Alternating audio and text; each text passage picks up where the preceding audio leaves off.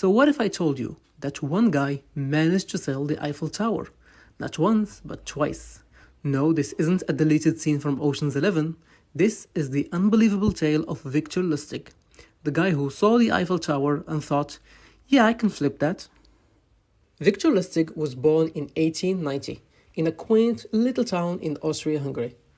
As a kid, he had all the potential in the world. Smart, multilingual, and clearly destined for greatness. So naturally, he chose to become a professional scam artist. Hey, everyone's gotta have a hobby. Victor started small, with your standard run-of-the-mill cons. Nothing fancy, just scamming rich folks out of their money. But he soon realized he had a certain set of skills, much like Liam Neeson in Taken. Except, instead of rescuing people, Lustig was more about relieving them from their cash. By his 20s, Victor was already making a name for himself as a world-class trickster. But why stop at small-time scams when you could aim higher, like say, the Eiffel Tower? Because that's totally a thing you can sell, apparently. Picture it, Paris, 1925.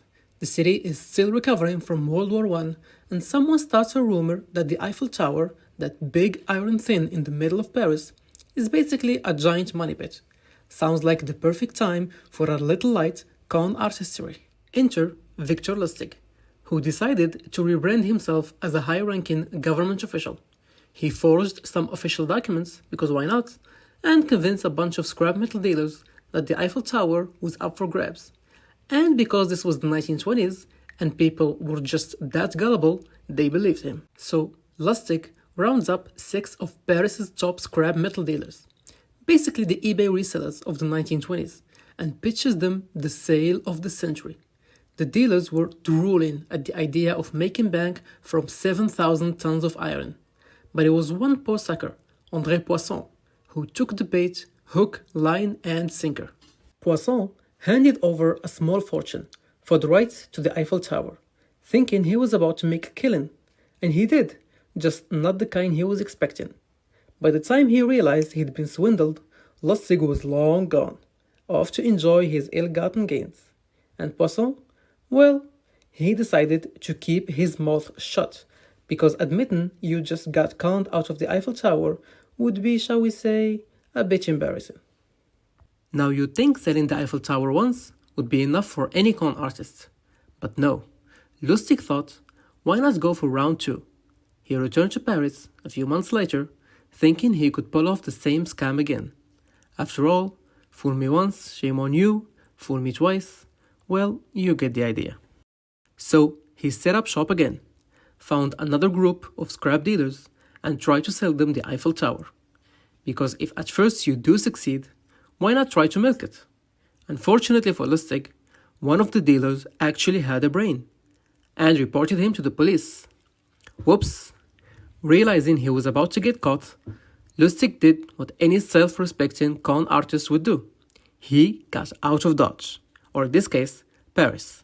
But don't worry, Lustig wasn't a one-hit wonder.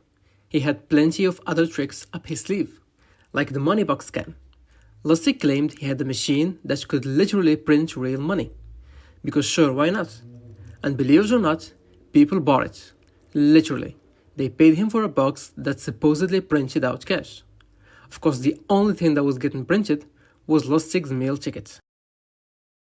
And then there was the time he conned Al Capone. Yes, that's Al Capone. Lustig convinced the notorious gangster to invest in a fake deal. But instead of just taking the money and running, he actually returned it, claiming the deal had fallen through. Capone, apparently impressed by Lustig's honesty, rewarded him with a nice chunk of change. That's right, Lustig conned the most dangerous man in America by pretending not to con him. Galaxy brain move, right? But all good things must come to an end, and Lustig's luck finally ran out in 1935, when the American authorities caught up with him. He was convicted of, well, pretty much everything, and sentenced to 20 years in Alcatraz. You know, the place they sent Al Capone.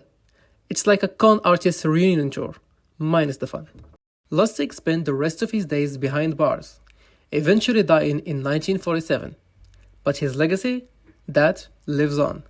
Victor Lustig will forever be known as the man who, with a straight face, convinced the world that you could sell the Eiffel Tower.